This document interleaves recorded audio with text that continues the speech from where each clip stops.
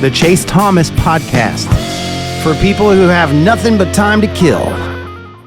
As we continue our buy or sell prediction series before we get into the big two here over the next 2 to 3 weeks here with the SEC and the Big Ten. But the other big group we're going to throw out here, Matt Green, the ACC here tonight, which is now at an awkward 17 teams going into this year, which is going to take some time getting used to, Matt Green. But first up, on our buy or sell for you, Matt Green, we have to start with the kings of the conference over the last 12 years. Buy or sell, a team other than Florida State or Clemson will win the ACC this year, Matt Green. What say you?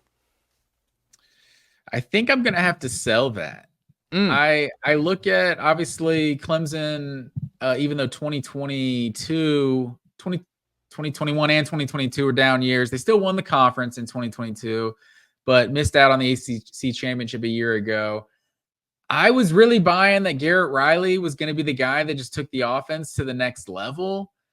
And I was just so wrong about that year ago. So it is a second year with Garrett Riley, and he's proven, I think, that he's one of the best offensive coordinators in college football.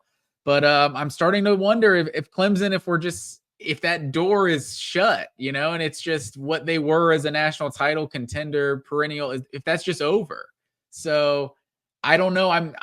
It's hard for me to just say Clemson. I know the media had them, I think, first, right? Or did they have Florida State first and Clemson second?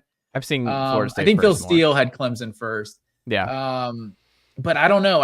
And what Florida State, like the last couple of years, like they had a little, not that I'm doubting Mike Norvell just as a coach moving forward, but it was a little bit of like a perfect storm situation. And what they were able to get out of the portal, like they were top 2 in returning production a year ago. And now they're not that. So they obviously still have a lot of talent, but they don't feel like the team that's like perennially there. They feel like right now Florida State is things come together, we can compete for a championship, which is, I feel like, what happened in 2023. But I don't know that they're an every year type team yet. So you look at who, like Miami, Louisville, NC State. I don't know. Like, I'm not necessarily saying I would pick those teams to win, but I'm taking the field against FSU and Clemson. Also, my dark horse is Syracuse, who's just got the most favorable schedule in the whole conference. You got him as a dark horse to win the conference? To get to the ACC championship, maybe. I mean, the schedule matters. Wow. They did some things in the portal. They're a dark horse for sure. I mean, that's being generous. You get on to me about sneaky, but dark horse, Syracuse Orange, ACC champs. Hey, this is, you know what this is? This is like last week, the Iowa State stuff, where people are like, Iowa State, don't count them out. I'm like, I'm going to count them out, because you should always count out the clones. That's what you should be doing. Count out the clones. Fran Brown made some moves in the portal. You got Kyle McCord is like the worst quarterback Ohio State's had in years, but are you doing the kicking he's and screaming immediately bit? Like the best quarterback Syracuse has had in a while. Phil's got the Tigers in the move. I don't know. I just look at the schedule. I think they're ranked 17th in the conference in strength of schedule. No FSU, no Clemson, no Louisville. Get Miami the final home game at home, the final game of the season. Like, who knows? Don't count out the orange yet. Well, let's bring it back to Clemson and Florida State. Here's something that folks are not talking about when you're like, if you're going to take them over the field, Matt Green. And my question to you is, Cade Klubnik to this point has not been a good college football quarterback. DJ Uiagalelei, old friend of Clemson's, has not been a good college football quarterback to this point. I think people have mistaken. I think you can call them both average. I think Cade is average. I think DJ is bad. I think he's just an objectively bad quarterback. See, you got to look at the numbers on that, though. He was a game manager at Oregon State, but this 2022 numbers, it's like he was fine. I don't think he was the problem. He's on school number 3. And usually there's a reason you bounce around a little bit. Usually when you bounce around and okay, sometimes after the first one, the first transfer is fine. Hendon Hooker obviously made the jump. That was great. His head coach bounced for another job. That's a reason to be like, I came Oregon State's head coach. Oh, for DJU. Yeah. Excuse me. I was thinking about that. Okay, yeah. DJU, yeah, but it's fine. Like DJU, he's not someone you should be getting excited about if you're a Florida State fan. Like it's something that I think people are looking at as like, it's just a plug and play and we'll keep this thing humming. Here's my issue too. Florida State's recruiting better. They're very targeted in their cycle. Like this one, like if you look at their class for 2025, it's almost exclusively blue chippers.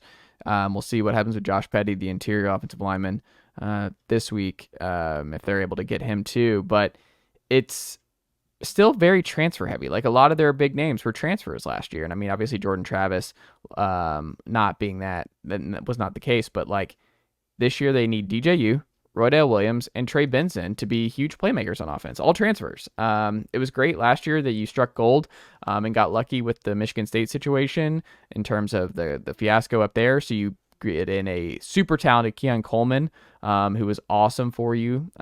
You were an older team. You had a bunch of NFL guys, especially on the defensive line, Frisk and company. They've done well. Like obviously Jared Verse, one of the all-time great transfer wins to this point out of Buffalo. Like they've done well. Not even just well, like exceptionally well in the portal. But does lightning strike twice? Like if you're a Florida State fan, like are you kind of nervous that you're still like this far into Norvell's tenure, really relying on a lot of transfer guys to all hit simultaneously? Like you need Benson to work. You need him to be a really good receiver out wide. You need DJU to show something he did not show at any previous stop, because I think he's going to have to do more here to keep this thing coming. Roydale Williams, you need him to break out at Florida State. Like, I don't know. I just think this is a worse team than a year ago, and I would be, to this point, I would be surprised if they won it. And it's funny, too, because they're the opposite of how Clemson's built. Clemson doesn't take transfers. Like, Clemson's not relying on transfers at all. Like, Florida State's this transfer heavy team, and Clemson's not at all. But I don't know. Like both schools, I think with Clemson, I trust Riley going into year 2. I think the offense will be better. I trust Klubnik more than I trust DJU. I trust Phil Maffa. Like I think he's going to have a really good year for Clemson this year. I look at Clemson's schedule. To me, Clemson should be the favorites. I would be surprised on August 4th if Clemson does not win the ACC this year. But, I mean, since 2010, only Pittsburgh in 2021 has won the ACC outside of Florida State and Clemson. It's a crazy stat, but it's just they've dominated the conference. And I think when you look at this season, Clemson, to me, just looks a lot better and safer on paper than the Noles. What say you? Yeah, because in terms of DJU being a plug and play guy, like Jordan Travis was a playmaker. Like, yep. and that was with having guys like Keon Coleman going second round, like with Trey Benson going third round, and a running back going third round, second pick of the third round these days. It's like that's probably like the 4th or 5th running back off the board. I don't have the draft board in front of me right now, but Johnny Wilson also, like they had a bunch of playmakers, and Jordan Travis was still a lot of the offense and running around making plays. So DJU, I feel like things are just on script, like Oregon State's offense kind of was a year ago. You could lean on the running game. Like things worked well, but having to be a playmaker, Florida State, I do worry about them this year. In terms of Clemson, though, like we don't know that DJU was the problem, because Cade Klubnik has not been better, in my opinion, than DJU in their times in college. So I look at Clemson and I'm like, that's a cool stat that, they dominated the ACC for however long, but that's the past as far as I'm concerned. They're just not that dominant team anymore. They might still be the favorite in the conference, because I think this conference could be a little wide open. Like you could have a couple 3-loss teams or something at the top of this conference a year from 3 months from now at the end of the season.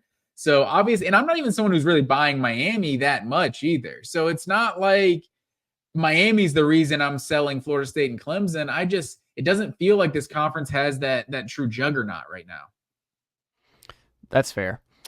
Buy or sell, Matt Green. I have Kyron Jones here as the best QB in the conference.